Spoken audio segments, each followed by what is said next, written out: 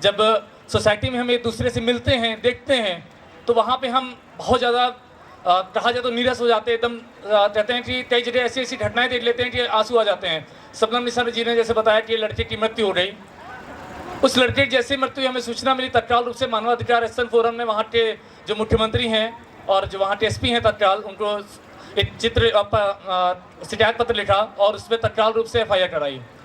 इसके अलावा ऐसी कई सारी कुरीतियाँ जो हैं उनमें हम मानवाधिकार एक्शन फोरम लगातार शिकायतें दायर करता है और प्रयास करता है कि कम से कम समाज में वो विचार तो उठे, वो जो कहीं ना कहीं दबी हुई भावनाएं हैं वो तो उठें। इससे पहले एक हमने कार्यक्रम कराया था उत्तर प्रदेश प्रेस क्लब में, वहाँ हमने मासिक धर्म अवकाश की बात की। लोग बोलने में हिचक जाते हैं, लेकिन हमारा कहना है कि हम वक्ता हैं, हमारे अंदर ताकत है बोलने की, तो बोलना पड़ेगा, लोगों को सुनना भी पड़ेगा। यदि आप गलत नहीं हैं तो आपको डरने की जरूरत नहीं है, यदि आप सही हैं तो आप हंसते और आराम से जी सकते हैं।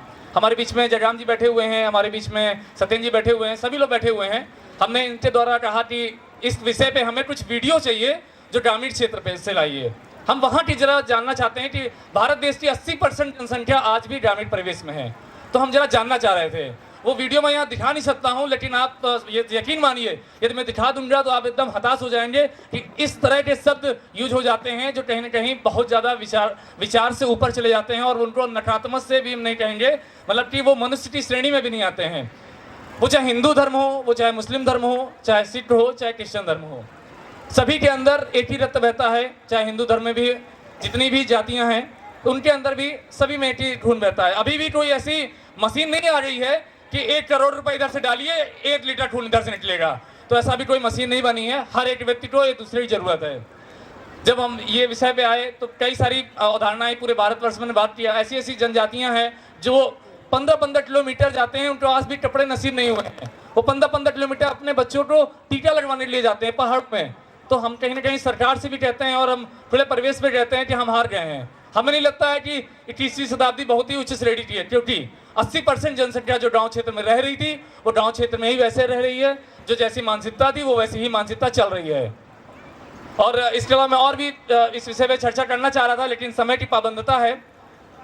मैं सीधे अपने मुख्य अतिथि पास आता हूँ और मैं उनको आमंत्रित भी करता हूँ, डॉक्टर शेर बहादुर जी को, और वाइस प्रेसिडेंट ऑफ इंडिया से अवार्डेड हैं, साथ ही साथ दलितों मसीहा कहे जाते हैं। बहुत सारे कार्य किया उन्होंने, वो बताने लग जाएंगे। तो हमारे पास राष्ट्रीय मानवाधिकार असम फोरम के RTI प्रभारी भी हैं, तो हमारे पास लिस्ट है जो हम आज भी बता सकते हैं और साबित कर सकते हैं कि आज भी अस्पृश्यता पूर्ण रूप से मौजूद है।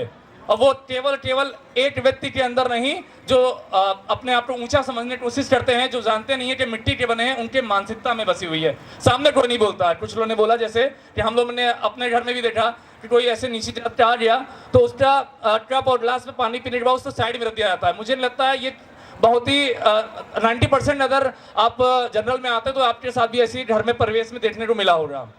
लेकिन क्या हम उस मानसिकता को हमने भी अपने ऊपर हावी होने दिया? नहीं।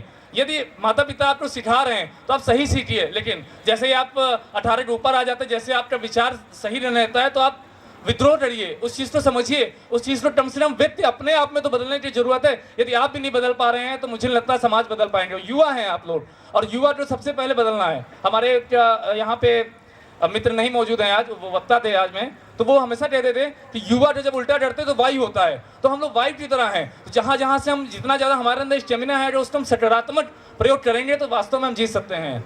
और छोटी सी मैं बात के साथ मैं खत्म भी करना चाहूँगा अपने वक्तव्य को इस विषय में, कि इसको खत्म करने का तरीका आज भी अभी समाज में देते हैं कि पेपर उठा लीजिए, पेपर में आज भी जब वैवाहिक बंधन वाला पेज खोलेंगे तो ब्राह्मण, क्षत्रिय, वैश्य, शूद्र ऊपर नहीं आ गया, आज भी वो उसी श्रेणी में चल रहा है। तो मानसिकता तो मुझे नहीं लगती बदली है। आप कोई भी डेली न्यूज़पेपर उठा लीजिए,